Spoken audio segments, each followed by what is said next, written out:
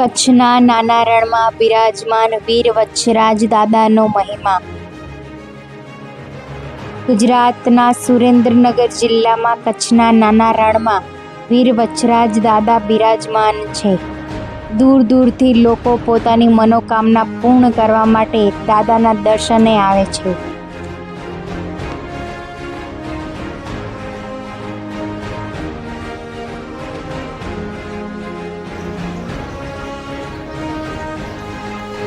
અત્યારે હાલ જે જગ્યાએ દાદાનું જૂનું મંદિર આવેલું છે ત્યાં નવું મંદિર નિર્માણ પામી રહ્યું છે. થોડાક જ સમયમાં દાદાનું ભવ્ય મંદિર તૈયાર થઈ જશે.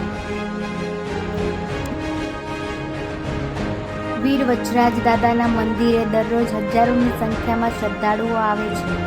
જે લોકોને સંતાનો માટેની ખોટ હોય તે લોકો દાદાની પૂરી શ્રદ્ધાથી માનતા રાખે છે અને દાદા તેમની મનોકામના પૂર્ણ કરે છે. મારું નામ દાતાનિયા ભાવેશ કુમાર પ્રવીણભાઈ છે.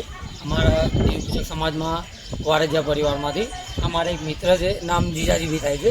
એમના નિસંતાન હતા. અત્યારે 5 વર્ષ પહેલાં એમને બાધા લીધી હતી. અમે અહીંયા 7 વર્ષ થયા છીએ અને 5 વર્ષ પહેલાં એમને બાધા લીધી હતી બાબા માટે. અત્યારે બાબો થઈ ગયો છે અને 5 વર્ષ પછી અમે એની બાધા પૂર્ણ કરવા આવ્યા છીએ. જેને હડકાયું કૂતરું કરડ્યું હોય, ગાય ભેંસ દૂધ ન આપતી હોય, નજર લાગી હોય, તેની પણ લોકો દ્વારા માનતા રાખવામાં આવે છે અને દાદા તેમની પણ મનોકામના પૂર્ણ કરે છે.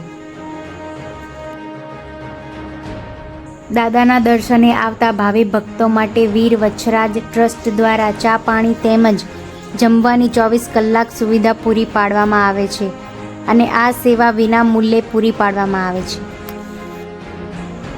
મંદિરના પટાંગણમાં દર્શને આવતા લોકો માટે અતિથિગૃહ બનાવવામાં આવેલ છે. પરિવાર સાથે લોકો દાદાના સાનિધ્યમાં રાતવાસો કરી શકે તે માટે પણ વ્યવસ્થા કરવામાં આવેલ છે. ગૌશાળામાં આશરે 8 થી 10 હજાર ગાયો છે. દાતાઓ દ્વારા દર વર્ષે ગાયો માટે ઘાસચારાની વ્યવસ્થા કરવામાં આવે છે. નમસ્કાર મિત્રો, આજે આપણે વચ્છરાજ બેટ એટલે કે વચ્છરાજ દાદાના સાનિધ્યમાં દર્શન કરવા આવેલા છીએ.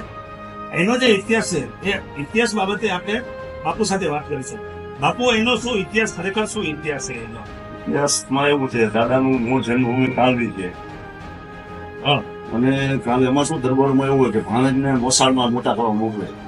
રોલાળા ગામ છે ને ત્યાં એમના મોસાળમાં મોટા થવા જગ્યા પહોંચે. પછી મોસાળમાં મોટા થયા પછી એમના મામા એમ કે ભાઈ આને મારે લગ્ન કરી દેવા હતું પોતાનો વચ્છરાજનો. અને કુંવર ગામ છે ત્યાં જાન લઈને આવેલા લેતી વખતે. પેલા એવું તો ગાયોના ધણ જે વારી જતા હતા એમાં પેલો ફેરો ભર્યા, બીજો ફેરો ગાયનો ધણ વારી ગયા. પણ ગાયો લઈને આવ્યા એમાં દેવલમાની ગાય એક નતા લઈને આવ્યા. પછી દેવલમાએ વચ્છરાજ દાદાને કીધું કે મારી ગાય હજી નથી આવી, જ્યાં સુધી એનું દૂધ દઈને લીવા ના કરું, ધોઈ લીધા પછી દીવો કરો ને ત્યાં સુધી જમતી નથી. એટલે પછી દાદા પાછા આવે છે. એટલે અહીંથી 20 કિલોમીટર જળ પડ્યું હતું મસ્ત. પછી અહીં ઢોળ અહીંયા હતું. પછી આ લોકો દેવલમાં પૂનામાં લઈને ઢોલ ઉગાડતા હોય તો અહીંયા આવ્યા સ્થળ ઉપર. પછી માથું અહીંયાથી લઈ દેવલમાના ખોળા, પૂનામાના ખોળા મૂકીને સજીવન કરે છે વરસાદ દરમિયાન. પછી ચાલો ફેરા ફરી મળે પણ બધાને સત ચડે છે. હવે અમારે પાછું નથી જવાનું. ઘણા ભેગી સમાધિ છે, દેવલમાની, પૂનામાની અને વાસોડા. ઓકે. હવે બાપુ, અહીંયા મીઠા પાણીની શું વ્યવસ્થા કરવામાં આવી છે? મીઠા પાણીની વ્યવસ્થામાં એવું છે, અહીંયા આરો પ્લાન મોટો જબરજસ્ત કરેલો છે. એટલે એનું અત્યારે આરો પ્લાન લીધે બધા માણસોને પીવાનું વ્યવસ્થિત પાણી મળી રહ્યા છે. અને અહીંયા જે દૂર દૂરથી જે દર્શનાર્થી આવે છે ભાવિ ભક્તોમાં, એની મનોકામના પૂર્ણ કરવામાં આવે. એના રહેવા અને જમવા માટેની કયા પ્રકારની અહીંયા વ્યવસ્થા કરવામાં આવી છે? સવારે 9 વાગ્યાથી રસોડું ચાલુ થઈ જાય એટલે આખી રાત ગમે ત્યારે આવે. 24 કલાક કન્સેપ્ટ ચાલુ રહે છે. 24 કલાક વિના મૂલ્ય. વિના મૂલ્ય. અને રહેવા માટે વિના મૂલ્ય છે. બધા હોલ છે, એવું છે. પણ જે રૂમ બનાવે, વિશ્રાંતિ રૂમ બનાવે તેનો 250 રૂપિયા ચાર્જ છે. એ માણસો આવે એના માટે 250 રૂપિયા ચાર્જ રાખેલો છે. એનું મેન્ટેનન્સ સચવે રહેવા માટે. અને અહીંયા ચોમાસા દરમિયાન અહીંયા આવવા માટે અવરજવર કેટલા સમય માટે બંધ હોય છે? 5 મહિના માટે. 5 મહિના માટે બંધ હોય છે. અને ગૌશાળામાં અત્યારે કેટલી ગાયો છે? 7,000 ગાયો છે અત્યારે. 7,500. અને એના દૂધનો કયા પ્રકારનો અહીંયા ઉપયોગ કરવામાં આવે છે? આમાં શું છે, અહીંયા જે ગાયોનું દૂધ છે ને અમારે કોઈ જાતનું કઈ વેચવાનું આવતું નથી, કઈ કરવાનું આવતું નથી. જેટલું ચા માટે બીજું એનું છાશ બનાવી નાખવાનું, ખાલી ગોળું. એવું ઘી નથી બનાવતા નથી. અહીંયા દાદાને એવું છે કે ભાઈ મારે કઈ કોઈ જરૂર નથી આ વસ્તુની. ઘી એટલું બધું આવી જાય, માણસો ઘી એટલું બધું આવી જાય, બધી વસ્તુ આવી જાય. ચોખાની એટલી બધી માનતા થાય. અહીંયા મેન ચોખાની બાધા હોય છે. અને અહીંયા આવનાર ભક્તો કયા પ્રકારની માનતાઓ પૂર્ણ કરવા આવે છે? કેટલાય દીકરાઓની માનતાઓ વધારે પડતી ઉપયોગ કરવાની. પછી કોઈ હાજા માંદા હોય, કોઈ હડકાયું કૂતરું પડ્યું હોય, કોઈ નાગનો ડર દીધો હોય. રાજુ કૂતરાઓની, ગાયોની અને એના વિશે તો દાદાની જબરદસ્ત માનતા હોય છે. એ પ્રકારની ઘણી બધી મને ઘણી ગાયોની માનતા હું ચોખાની માનતા હોય છે વધારે પડતી. અને ખાસ કરીને અહીંયા કયા તહેવારો કે પ્રસંગોમાં સૌથી વધુ લોકોની ભીડ હોય છે? ચૈત્ર મહિનામાં એકમથી પૂનમ સુધી જબરદસ્ત ટ્રાફિક હોય અમારે. એકમથી પૂનમ સુધી. બાકી હોળી ધૂળેટી છે, શિવરાત્રી છે, મોટા મોટા તહેવારોમાં અહીંયા 15,000-25,000 માણસો રસોડ કાયમ હોય છે અમારે. અને વત્સરાજ દાદાની અહીંયા સ્થાનકે આવવા માટે કયા ગામથી આવી શકાય છે? જીજુવાડાથી આવી શકાય, આમ કુડાથી આવી શકાય, આમ ખોરડાથી આવી શકાય, આમ પ્લાસવાથી આવી શકાય. ચારે બાજુના રસ્તા અત્યારે ચાલુ છે અત્યારે. અને એક વધુમાં કે વત્સરાજ દાદાનો પ્રસાદ સાથે લઈ જઈ શકાતો નથી. એનો ઇતિહાસ એવો છે, ઘણા વર્ષો પહેલા હું સંઘ અહીંથી ડાયરેક્ટ વચ્ચે નીકળ્યો સ્વર રસ્તામાં. એટલે વાણિયાનો સંઘ જે તે વખતે નીકળ્યો હતો. પછી અહીંયા લોકોએ કીધું હતું કે તમે પ્રસાદ અહીંયાથી ના લઈ જાઓ, પણ કોઈ પોતે લઈ ગયા લાગવાની. પછી દાદા અહીંયા પરચો આપ્યો, ભાઈ પથ્થર જે બની ગયા પછી પાછા મૂકવા આવ્યા અહીંયા.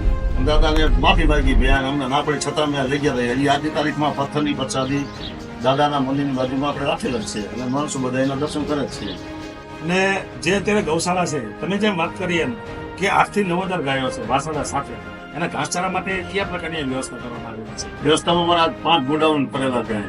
5 ગોડાઉન ઘાસચારા માટે. ઘાસચારા માટે. અને ફળ લગભગ ઓલ ગુજરાતમાંથી બધેથી આવે. જામનગર, આમ કચ્છ, આમ સાણંદ, બાવડા બધી. અને આ તો દાદા જ પૂરું પાડે. આપણું તો કામ જ નથી આ વસ્તુનું, સમજો. કારણ કે ચોમાસાના 4 મહિના તો ટોટલી બંધ રહે અમારે. 4-5 મહિના. અહીંયા દાન સ્વીકારવામાં આવે છે. અને અહીંયા કેવી રીતે સ્વીકારવામાં આવે? અહીંયા શું છે, ટ્રસ્ટ છે. એટલે પાવતી ઉપરનો આધાર કાર્ડ નંબર ને બધું લેવામાં આવે છે. 2,000 ઉપર તમે લખાવો, એ 500 લખાવો તો તમારે આધાર નંબર આપવો પડે. ટ્રસ્ટ દ્વારા કયા પ્રકારની કામગીરી કરવામાં આવે છે અને કેટલા લોકો સેવા કરે છે અહીંયા? અહીંયા ટ્રસ્ટ બહુ મોટું છે. એમાં લક્ષ્મણભાઈ પ્રમુખ છે અમારા. હા, જે 24 કલાક રાત દિવસ સેવા આપે છે. બીજા વિજુભા કરીએ છે અમારે, પોતે ઝીંઝવાડાના છે અને આ ટ્રસ્ટના સક્રિય કાર્યકર છે. એ રાત દિવસ સેવા કરે. રઘુભા કરીને લીયાના છે, જે ફૂલનો કરે છે, પણ એમની બધી 24 કલાક સેવા. પછી ફ્લાટવાના વેલજીભાઈ કરીને છે, થાપડાના ભરતભાઈ કરીને છે. એવા પછી અમારે બચુપુરી બાબુ છે, પછી એક અભિયાના સુરાભાઈ કરીને છે. તો હું ટોટલી 4 દિશામાંથી, ઓલ ગુજરાતમાંથી, બોમ્બેમાં એક વનવીભાઈ કરીને છે. એવા ઘણા બધા ટ્રસ્ટીઓ, એટલે કે કોઈ હિસાબ નહીં. ટ્રસ્ટીઓ ઘણા છે, ટ્રસ્ટ મોટું છે, પણ બધા ટ્રસ્ટીઓને રાત દિવસ મહેનત ઘાસચારો લાવવા માટે. જામનગરના ઘણા ટ્રસ્ટીઓ છે, કચ્છના ટ્રસ્ટીઓ છે, અલ્હારના છે, જામનગર, રાધનપુરના બધા ટ્રસ્ટીઓ છે. એમાં લક્ષ્મણભાઈ પ્રમુખ છે અને બીજું બહુ પ્રમુખ છે, સવાણી સાહેબ છે અમારે. હું વાત જવા દઈએ નહીં કે ટ્રસ્ટીઓ તો રાત દિવસ મહેનત કરે. નગર bureau report Dinesh Shrimali, Daksha news.